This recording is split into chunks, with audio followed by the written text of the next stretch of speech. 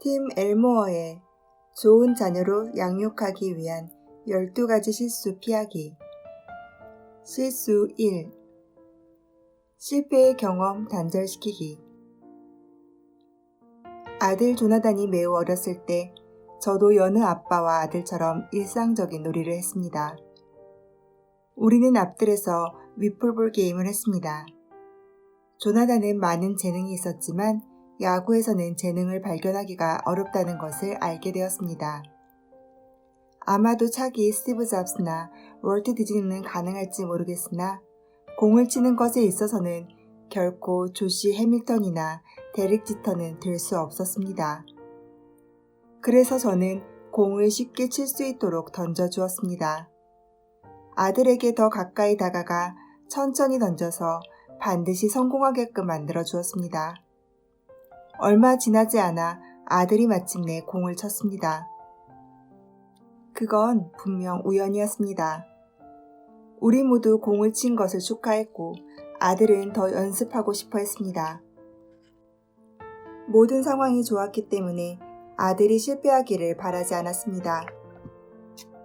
그래서 아예 실패가 불가능하도록 티볼에 놓인 공을 치는 것처럼 쉽게 칠 수 있도록 던져주었습니다. 그 시기에 아들은 티볼 경기에 등록시켰습니다. 완전히 코미디 같은 일이었습니다. 외야에 나가 자신의 야구 장갑이나 하늘을 쳐다보면서 공이 자신에게 날아오는데도 무한한 상상을 하고 있었습니다. 야구는 아들이 잘할 수 있는 운동 경기가 아니었습니다. 하지만 제가 무척 좋아하는 야구 경기에서 아들이 실패하는 건 원치 않아서 계속 환경을 더욱 쉽게 만들어 주었습니다. 그런 저의 행동은 결국 우리의 발목을 잡았습니다. 아들이 4, 5살일 때는 실패할 수 없게 취했던 모든 조치가 적절했지만 4학년이 되면서부터는 그렇지 않았습니다. 인생 그 자체를 경험하지 못하게 함으로써 아들이 몇 가지 비현실적인 기대와 잘못된 추정을 하게 만들었음을 발견했습니다. 야구를 잘한다고 생각한 아들은 야구하는 모습을 보고 웃는 친구들을 본 후에야 비로소 저와 마음을 터놓고 이야기하게 되었습니다.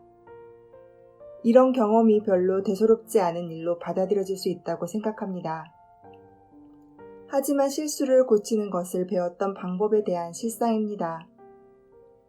모든 부모님이나 교사들은 자기 아이들이 학교와 스포츠 경기, 인생에서 성공하는 모습을 보고 싶어 합니다. 그러나 실패 자체를 불가능하게 만드는 것은 해결책이 아닙니다. 실패를 제거해버리는 건 성숙함을 방해하는 끔찍한 방식입니다. 최근 MBA를 전공하는 젊은 학생들에 대한 조사에 따르면 1990년 이후에 태어난 IY 세대는 실제로 자신들이 탐험하고 실패하도록 성인 세대가 허용해 주기를 간절히 바라고 있다고 합니다. 조사의 최고 응답은 그들이 실패하는 것을 빠르게 배우기 원한다는 것입니다. 이러한 삶의 교훈을 배우기를 지체하면 기회 자체를 갖기가 더 힘들어집니다. 자녀가 실패하도록 놔두지 않으면 우리가 실패합니다. 아이들을 실패하도록 놔두는 게 자존감을 파괴하는 것처럼 느껴집니다. 자녀 스스로 특별한 존재이고 인생의 승리자임을 느끼게 할 필요가 있는데 실패를 경험하도록 절대 놔둘 수 없다는 뜻으로 가정합니다. 사실은 그 반대입니다. 진실로 건전한 자존감은 애정으로 보살피는 성인이 아이들의 장점을 발굴해주고 오로지 혼자 도전해보고 실패를 경험하면서 느끼는 만족감을 허용할 때 발달합니다.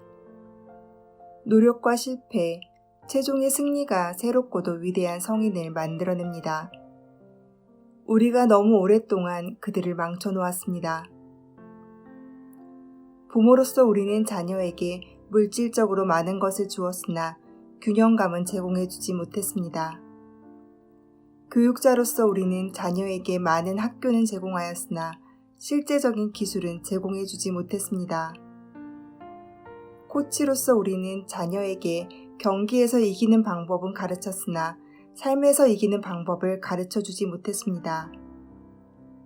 청소년 선도원으로서 우리는 수많은 설명은 하였지만 충분한 경험을 제공해 주지는 못했습니다. 고용주로서 우리는 이익과 손실에 있어서는 자녀에게 조언해 주었으나 손실로부터 이익을 창출해내는 방법을 보여주지 못했습니다. 이제 우리의 지도력이 자녀의 필요를 따라잡아야 할 시기입니다. 아이들은 우리가 살아온 세상과는 매우 다른 세상에서 성장하고 있습니다. 교사와 코치, 그리고 부모님들은 아이들을 지도할 때 접근 방식을 변경하였습니다. 몇몇 이런 변화는 엄청나지만 의도하지 않은 결과를 만들어내게 되었습니다. 자녀를 실패하도록 놔두지 않는 이유. 이러한 변화는 30년 전 1982년 9월 타이레놀 부족 사태로부터 시작되었습니다. 기억하고 계시는지요? 타이레놀이 든 병이 오염되어 모든 판매점 선반에서 제거되었습니다. 다음 달 아이들이 낯선 이의 집을 두드리며 사탕을 주지 않으면 장난을 칠 거야를 외치며 놀 때 성인들은 걸기하며 직통전화를 설치하고 해로운 것으로부터 아이들을 보호하기로 마음먹은 듯 했습니다. 그 후 수년간은 마치 아이들에게로 관심을 돌린 것 같았습니다. 안전만이 유일한 관심사는 아니었습니다. 1990년대까지 아이들의 자존감을 높여서 불안한 세상에서 자신감과 편안함을 가지고 성장할 수 있게 해주었습니다. 바로 공중 화장실에 있는 기저귀 교체용 탁자가 아이들이 최고 우선순위가 되었음을 보여줍니다. 1990년대 미니밴에 붙어있던 아이가 타고 있어요 라는 표시가 이제 우리 아이는 아주 뛰어난 아이예요 혹은 우리 아이는 우등생입니다 라는 자동차 범퍼 스티커로 변했습니다. 심지어 축구를 하거나 리틀리그 야구를 할 때 팀의 일원이라는 이유로 이기거나 지는 것에 상관없이 모든 아이가 트로피를 받습니다. 아이들의 침대는 리본과 상으로 장식되어 있음에도 불구하고 한 번도 우승한 경험이 없습니다. 다음으로 우리는 자녀가 하는 모든 일에 유리한 출발을 하게 하였습니다. 애정으로 보살피는 모든 부모님은 어린아이에게 베이비 아인슈타인과 베이비 모차르트 책을 사용해야 한다고 믿었습니다. 아이들이 너무 특별해서 또래보다 확실하게 유리한 위치를 차지하기 원했습니다. 자존감을 높여주고 안전을 지켜주며 참여를 칭찬하고 유리한 출발을 할 수 있게 도와주는 것에는 동의하지만 자녀에게 잘못된 현실감을 제공해주고 있다고 생각합니다. 우리는 고통스러운 모닝콜에 자녀를 맞추어 놓았습니다. 사회과학자들은 이기는 것에 대한 강조가 자만심이 매우 높은 아이를 만들어낸다는 사실에 동의합니다. 또한 이것이 아이들로 하여금 기다리며 세상에 나가기 위한 준비를 잘못시키고 있다는 사실에도 동의합니다. 제가 묘사했던 변화에 따른 의도하지 않은 결과들을 생각해 보십시오. 많은 중산층 아이가 결코 의미 있는 좌절을 겪어보지 못했고 20대가 되어도 준비되어 있지 않아서 좌절을 어떻게 이겨내야 하는지 모릅니다. 예를 들어 과거에는 시험 과목에 낙제를 하거나 문제가 생기면 부모님이 교사가 매긴 성적에 힘을 실어 자녀에게 더 열심히 공부해야 한다고 주장했습니다. 아이들은 비록 낙제했지만 자신이 다시금 일어나 도전하면 결국에 성공할 거라고 주변 성인들이 믿고 있다는 것을 배웠습니다. 오늘날 똑같은 상황이 발생하면 부모는 아이들 편에 서게 되고 교사에게 문제가 생깁니다. 아이들은 자기 대신 변명해주고 실패하지 않도록 도와줄 걸 알기 때문에 곧 이 문제에서 벗어나게 될 거라는 것을 배웁니다. 우리는 왜 이런 짓을 할까요? 한 가지 이유를 들자면 엄마와 아빠는 아이들의 승리의 전리품으로 바꿔서는 거울에 비춰지는 자신의 성공의 모습으로 바라봅니다. 모든 아이가 승리자니 엄마 아빠도 승리자가 될 수 있는 것이지요. 멋져 보이고 아무런 문제가 없는 것 같습니다. 부모만이 유일한 범죄자는 아닙니다. 교육과도 똑같은 짓을 해왔습니다. 우리는 아이들이 진급할 준비가 되지 않았음에도 다음 학년으로 진급시켰습니다. 법적으로 시험에 통과하지 않았음에도 졸업시키고 있습니다. 그래야 학교가 연방 정부에서 기금을 지원받을 수 있기 때문이죠. 대학에서는 학위를 따는 것에 학생들을 몰아쳐서 재적생과 졸업생에 대한 숫자 놀이만을 하고 있습니다. 또 한 번 학생들을 거울에 비추어진 우리 자신과 우리의 성취의 모습으로 바라보고 있습니다. 이것이 아이들의 미래를 제대로 준비시키지 못하는 모습인 것입니다. 최근에 학교의 교구 감독이 전에는 겪어보지 못했던 한 상황을 처리하는 데 있어서 저에게 조언을 구했습니다. 그는 몇몇 학교가 성적을 매기는데 더 이상 빨간 펜을 사용하지 않는다고 말했습니다. 이유는 학생들에게 너무 가혹해서 많은 스트레스를 야기한다는 것입니다. 두 개의 고등학교가 성적과 학년 모두를 없애기 원했고 학년을 구분짓는 것이 악영향을 준다고 느꼈다고 했습니다. 부모와 교사들은 19살이지만 여전히 진급하지 못해 고등학교 2학년인 학생들 중에는 자신을 비하하거나 뒤처졌다고 느끼는 아이들이 있다고 말했습니다. 이것이 아동기가 지난 후의 삶의 모습과는 다르다는 것을 잊은 걸까요? 저는 학생들이 좌절하는 모습을 지켜보는 것이 정말 싫습니다. 하지만 실패를 경험하는 기회를 제거하는 것만이 해결책은 아닙니다. 이러한 아이들은 자신이 실제로 뒤처져 있기 때문에 그렇다고 느끼는 것입니다.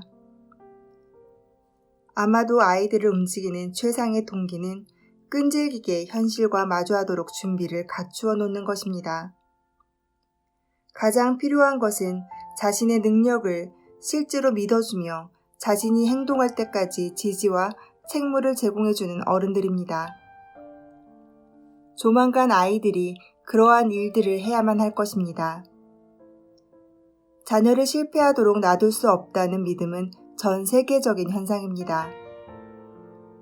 몇 년 전에 영국 교사협회는 실패에 대한 생각조차도 학생들에게 피해를 줄 수 있다고 말했습니다.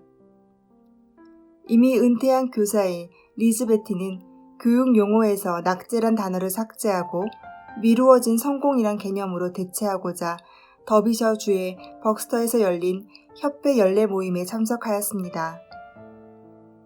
또다시 저는 진짜로 도움이 되는지 아니면 성인들이 사실에 대해 부정하는 것이 아닌지 궁금해졌습니다. 그러나 모두가 그런 건 아니라는 사실이 위안이 됩니다. 영국 교육부 장관인 루스 켈리와 같은 사람이 있기 때문입니다. 그런 특이한 제안에 10점 만점에 0점을 주고자 합니다. 젊은이들이 성공하는 능력을 가지고 성장하는 것은 대단히 중요합니다. 하지만 실패가 무엇인지 아는 것도 중요합니다. 젊은이들이 성장하여 성인 세계로 진입할 때 성공과 실패를 모두 다루어야만 합니다. 그리고 교육이란 이런 종류의 상황을 잘 처리하는 다재다능한 젊은이들을 만들어내는 것입니다. 우리의 문제는 아이들이 너무 나약하다고 생각하는 것입니다. 많은 성인들이 자녀가 실패한 후 다시 일어서서 앞으로 나갈 능력이 있다고 믿지 않습니다. 대신 안전운행, 직업탐색, 연인과의 헤어짐, 파티 주선과 같이 일상적인 것에 대해서만 아이들과 나눌 수 있다고 생각합니다. 아동 치료 상담사인 마이클 웅가르는 그런 식으로는 효과가 없다고 말했습니다. 요즘 우리는 아이들이 단지 일반 상식에 대해서 보고 듣는 것만으로도 배울 수 있다는 신비한 개념을 가지고 있는 것 같습니다. 그것은 뇌가 발달하는 방식이 아닙니다. 우리는 경험적 존재입니다. 러시아의 유명한 아동 심리학자인 레프 비고스키는 근접 발달 영역에 대해 매우 잘 설명하였습니다. 물론 지나쳐서는 안 되겠지만 새로운 무언가를 배울 수 있을 정도로 자그쳐질 필요가 있습니다. 도전을 수용할 때 건전한 발달이 이루어지는데 도전은 문제를 해결하도록 힘쓰게 만들지만 그 문제로 인하여 완전히 패배하게 하지 않습니다. 저는 여기에 실패도 포함된다고 믿습니다. 이 사실을 생각해 봅시다. 수십 년 동안 핵가족화가 되었습니다. 자녀에게 훨씬 더 나은 보살핌을 제공할 수 있게 되었고 이로 인해 자아 실현에 더 많은 관심을 기울일 수 있게 되었습니다. 언젠가부터 어린 자녀를 정말로 사랑한다면 그들이 실패하거나 넘어지거나 두려움을 느끼거나 맞서 싸우는 일 등을 하지 못하도록 해야 한다고 생각하기 시작했습니다. 그 대신 자녀를 길러주고 모든 해로부터 보호해주고 학교나 가정을 떠날 때 행복을 보장해 주려고 합니다. 간단히 말해서 인생을 편하게 해주어 힘든 일과 실패를 통해 강해질 수 있는 거의 모든 기회를 제거해 버렸습니다. 자녀가 실패를 경험하도록 하는 것을 거부한 결과 실패의 경험을 거부하는 것은 두 가지 부정적인 결과를 가져옵니다. 첫 번째로 성인이 된 후에 인생에서 겪게 될 실패에 대한 두려움을 키워줍니다. 어린 시절 한 번도 실패를 경험해보지 못한다면 위험이 높을 때 실패하게 됩니다. 두 번째로 더 잘하고자 하는 의지나 동기를 약화시킵니다. 원칙. 실패의 가능성을 제거하는 것은 더 잘하고자 하는 동기를 약화시킨다. 간단한 비유로 결과를 설명해 보겠습니다. 지난 20년 동안 공원에서 많은 놀이시설들이 철거되었습니다. 특별히 부모님들이 자녀가 떨어져 다치거나 뼈가 부러질까봐 걱정하여 정글짐 등과 같은 철근 놀이시설이 철거되어야 한다고 요구하였습니다. 만약 현재만을 걱정한다면 일리 있는 요구입니다. 그런데 슬프게도 이 안전 조치에 따른 의도하지 않는 부작용을 보게 됩니다. 존 티어니는 뉴욕타임즈에서 연구자들이 안전을 우선시하는 운동장의 가치에 대하여 의구심을 가지게 되었다고 보고하였습니다. 비록 아이들이 아주 약간의 신체적인 부상으로 고통받을지라도 이것도 논쟁거리지만 비평가들은 이러한 운동장이 감성 발달을 방해할 수 있어서 궁극적으로 골절된 뼈보다 더 안 좋은 걱정과 두려움을 아이에게 줄 수 있다고 이야기합니다. 아이들은 위험과 마주하여 운동장에 대한 두려움을 이겨낼 필요가 있습니다. 저는 정글짐과 같은 철근 놀이시설과 높은 미끄럼틀이 좋다고 생각합니다. 이는 운동장이 점점 더 단조로워지면서 아이들에게 높이와 빠른 속도의 짜릿한 경험을 줄 수 있는 몇 안 되는 놀이시설이거든요. 라고 노르웨이 퀸마우스 대학의 심리학자 교수인 엘렌 샌드세터가 말했습니다. 노르웨이, 영국, 호주는 운동장에서 노는 아이들에 대한 연구를 한 후 샌드세터 박사는 높이 탐험, 빠른 속도 경험, 위험한 도구 다루기, 불이나 물 같은 위험한 환경에 접근하기, 레슬링과 같이 몸을 부딪히며 하는 놀이, 성인 보호자의 감시로부터 떨어져서 혼자 걷기 등의 6가지 범주의 위험이 따르는 놀이를 확인했습니다. 샌드세터 박사는 기어 올라가는 놀이시설은 충분한 높이를 갖출 필요가 있는데 그렇지 않으면 결국 지루한 놀이기구가 될 것입니다. 아이들은 발전적인 방식으로 전율과 위험 요소가 있는 놀이시설에 접근합니다. 처음부터 가장 높은 곳에 오르려 하는 아이들은 거의 없습니다. 가장 좋은 것은 아이들이 어릴 때부터 이러한 도전들을 접하게 하는 것입니다. 그러면 아이들은 수년에 걸쳐 놀이를 통하여 점진적으로 터득하게 될 것입니다. 라고 말했습니다. 물론 터득하는 과정에서 실패하기도 합니다. 떨어지는 건 운동장에서 발생하는 흔한 형태의 부상입니다. 하지만 부상이 신체적, 감정적으로 영구적인 상해를 야기하는 경우는 거의 없습니다. 9살 이전에 떨어져서 다친 경험이 있는 아이는 10대가 되어도 높이에 대한 두려움을 가질 것 같지 않습니다. 샌드세터 박사와 그의 동료 심리학자인 레이프 케네어에 따르면 아이들은 점차적으로 자신을 스스로 운동장에 존재하는 위험에 노출함으로써 상담사가 성인들이 공포증을 이겨내도록 도와주기 위해 사용하는 습관화 기술을 똑같이 사용하고 있다고 합니다. 역설적으로 우리는 대부분 해롭지 않은 경미한 부상으로 인해 해를 받을 거라는 두려움 때문에 더욱 겁 많은 아이와 점점 증가하는 정신병을 만들어낸다는 것을 사실로 받아들이고 있습니다. 아이들이 올바로 실패할 수 있도록 돕기. 존 킬링거는 실패는 자신이 누구인지 알기 위한 가장 위대한 기회입니다 라고 말했습니다. 실패가 궁극적인 성공에 도달한 사람들에게 일반적일 뿐만 아니라 반드시 필요하다고 믿습니다. 조이스 브라더스 박사는 성공에 관심 있는 사람은 실패를 정상을 향해 가는 과정에서 겪게 되는 건전하고 필수 불가결한 부분으로 바라보는 것을 배워야만 합니다. 라고 이야기합니다. 자, 이제 아이들이 올바로 실패할 수 있도록 돕기 위해 반드시 취해야 하는 3가지 조치를 알아볼까요? 실패를 경험하기 위한 안전한 장소를 만들어야 합니다. 저는 20년 이상 존 맥스웰 박사님 밑에서 일했는데 박사님은 이 교훈을 반복해서 가르치셨습니다. 그의 책 앞으로 향하여 나아가는 실패에서 2 부류의 학생들을 데리고 실험했던 미술 교사의 이야기와 연관을 지었습니다. 이는 실패가 주는 유익에 관한 일화입니다. 도예를 가르치는 교사가 첫날 반을 2 그룹으로 나누겠다고 발표했습니다. 교실 왼편에 있는 학생들은 만든 작품의 무게에 따라 점수가 매겨질 것이고, 오른편에 있는 학생들은 작품의 완성도에 따라 점수가 주어질 것이라고 말했습니다. 교사의 평가 절차는 간단했습니다. 수업 마지막 날 자신의 집 화장실에 놓여있는 저울을 가져와 무게에 따라 평가가 주어질 그룹이 만든 작품의 무게를 달아보는 것입니다. 50파운드는 A학점, 40파운드는 B학점, 이렇게 말이죠. 그러나 완성도에 따라 점수가 주어질 그룹의 학생들은 A학점을 얻기 위해서 완벽한 하나의 도자기가 필요했습니다.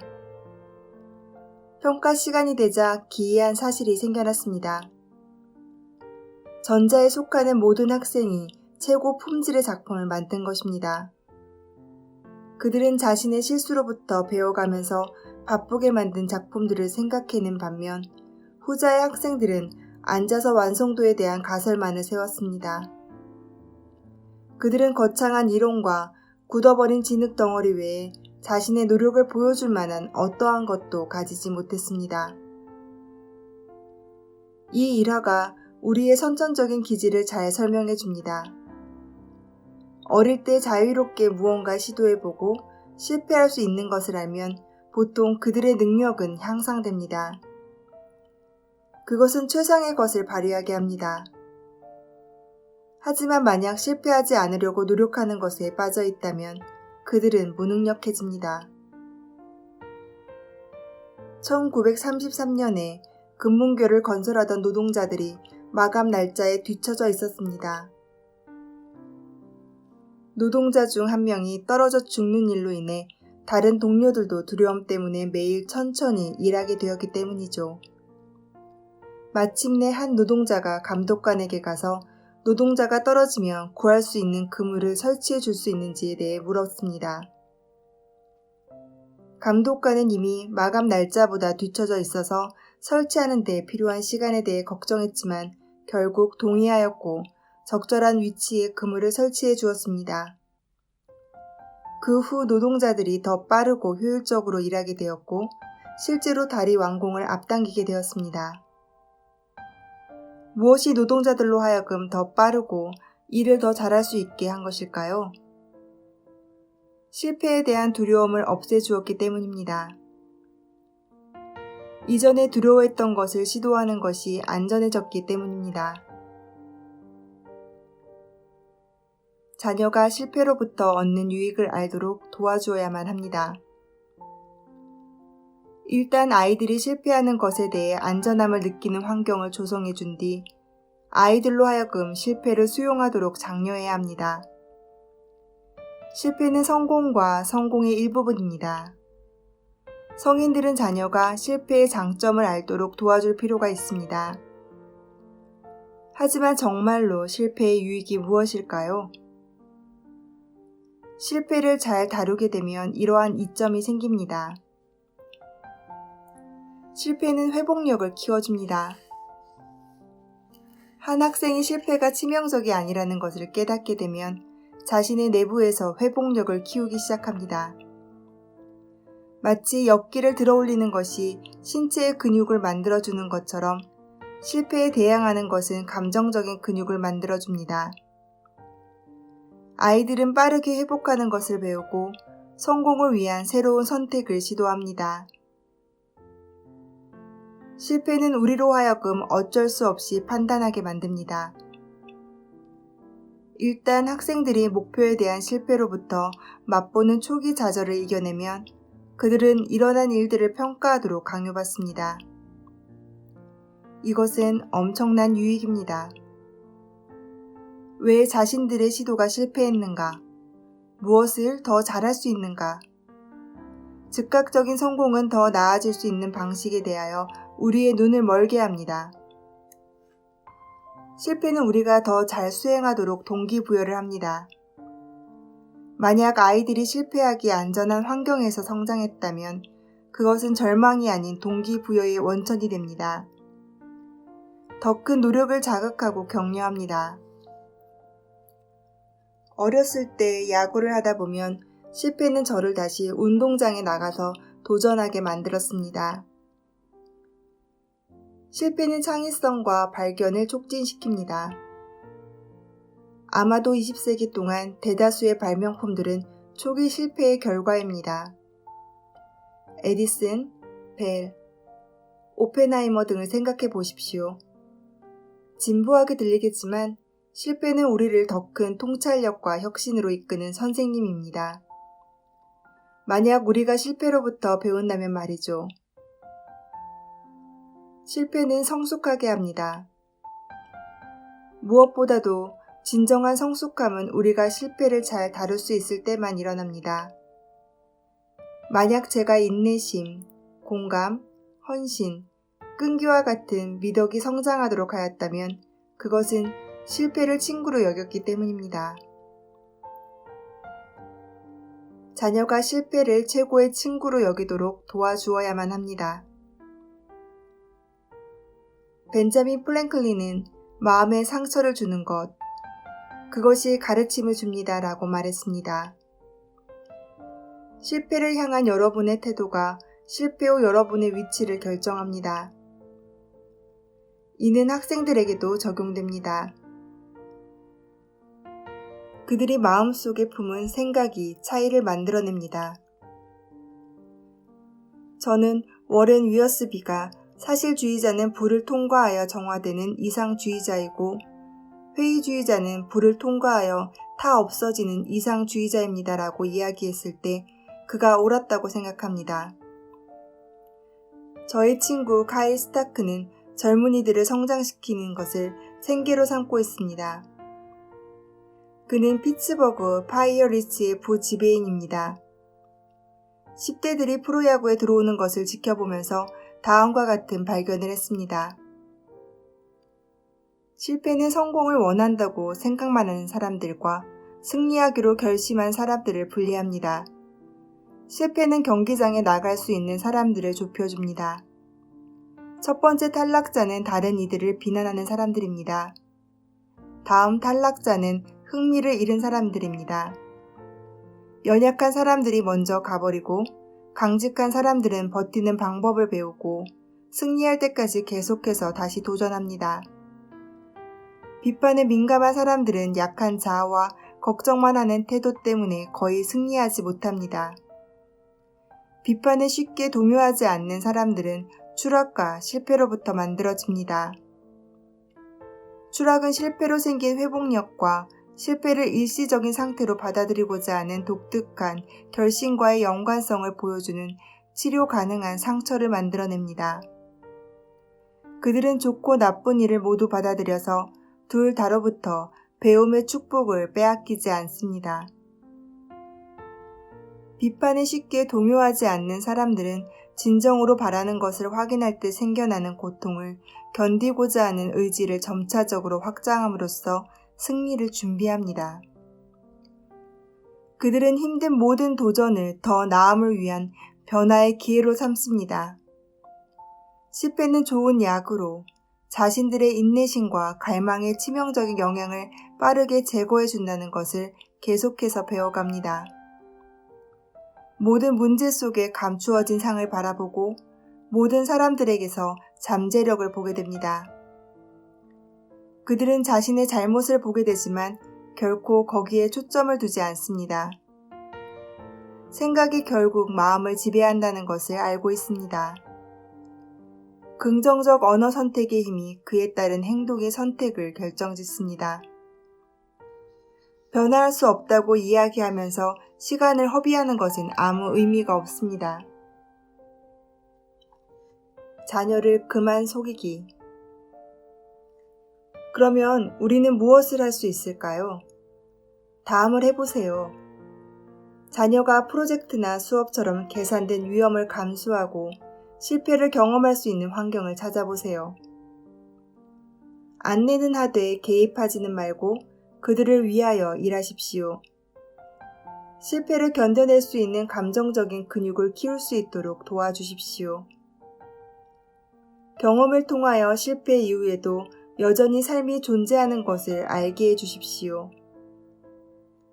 제 아들 조나단이 10대였을 때 그는 같은 날에 이중으로 약속을 잡았습니다. 그는 저에게 지도 교수에게 전화하여 조정을 해줄 수 있느냐고 물었습니다. 저는 조나단, 그러고 싶긴 한데 그건 장기적으로 너한테 도움이 되지는 않으니까 내가 전화해서 최선의 해결책을 찾아보렴 하고 말했습니다. 그는 전화를 해서 문제에 대하여 이야기했고 이제는 그런 일을 하는 방법을 알게 되었습니다. 웅가르 박사는 부모가 자녀에게 위험을 무릅쓰는 자의 유익함을 제공해 주라고 요구합니다. 아이는 복잡한 거리에서 자전거를 타면서 자신이 자동차를 운전하기 전에 교통신호를 어떻게 준수할지에 대한 방법을 배우는 것이 더 나은 듯합니다. 비록 뼈가 골절될 위험이 있다 하더라도 4살짜리 아이는 정글짐과 같은 철근 놀이시설에서 고개하듯 놀고 14살짜리 아이는 익스트림 스케이트보드장에서 자신의 BMX 자전거를 타는 것이 더 나은 듯합니다. 24살짜리 청년은 약물 남용과 과음으로 자신의 몸을 망가뜨리는 바보 같은 짓은 하지 않겠지만 말입니다. 8살짜리 아이는 부모님이 함께 해주신다면 자신이 스스로 친구들을 선택하고 친구들에게 이용당하거나 감정적으로 상처를 받아보는 것이 더 나은 듯합니다. 그런 과정을 겪어보지 못한 채로 18살이 되어 신입생으로 그가 항해해야 하는 복잡한 관계에 전혀 준비되어 있지 않은 상태로 대학 기숙사에 도착하기보다는 말이죠. 빌리는 그러한 환경에서 자란 아이입니다. 그의 부모님은 학교에서 아들의 사회적 부적응과 움츠러드는 성향에 대해 걱정했습니다. 하지만 그들은 아들이 고등학교를 졸업한 이후에도 계속해서 자신의 삶에서 무엇을 하고 싶은지를 발견하게끔 여러 가지 생각을 탐사하도록 격려해 주었습니다. 그들은 실패하는 것을 안전하게 만들어 주었고 아들은 실패를 경험하게 되었습니다. 저는 빌리가 실패를 하게 되어 기뻤습니다. 그가 사업가로서 실패한 후에 궁극적으로 찾아왔던 성공으로부터 우리 모두가 혜택을 누리고 있습니다. 그의 이름은 빌 게이츠입니다. 13살의 빌은 이미 초기 버전의 컴퓨터에 관심을 보였습니다.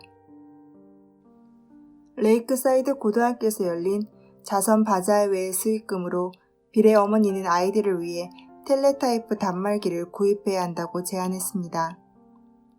이것이 자신의 아들을 바꾸어 지루함에서 열정으로 나아가기를 바랐는데 효과가 있었습니다. 하지만 그 이후에도 빌은 수많은 실패를 경험하게 됩니다. 그는 사회적 이단자여서 대학에서 다른 사람들과 잘 어울리지 못했습니다. 교실보다는 컴퓨터실에서 더 많은 시간을 보냈고 학업은 결국 중도 포기하게 되었습니다. 그와 그의 동료 폴 앨런은 시애틀의 교통 패턴을 보여주는 트랍 오 데이터라는 이름의 회사를 시작했다가 곧 실패로 생각하고는 회사 운영을 그만두었습니다. 그러나 실패하는 것이 안전한 환경에서 빌은 흔들림이 없었고 곧 마이크로소프트를 시작했습니다. 그 나머지는 모두가 아는 대로입니다. 이제 그는 세상에서 가장 부유하고 너그러운 사람 중에 한 명이 되었습니다.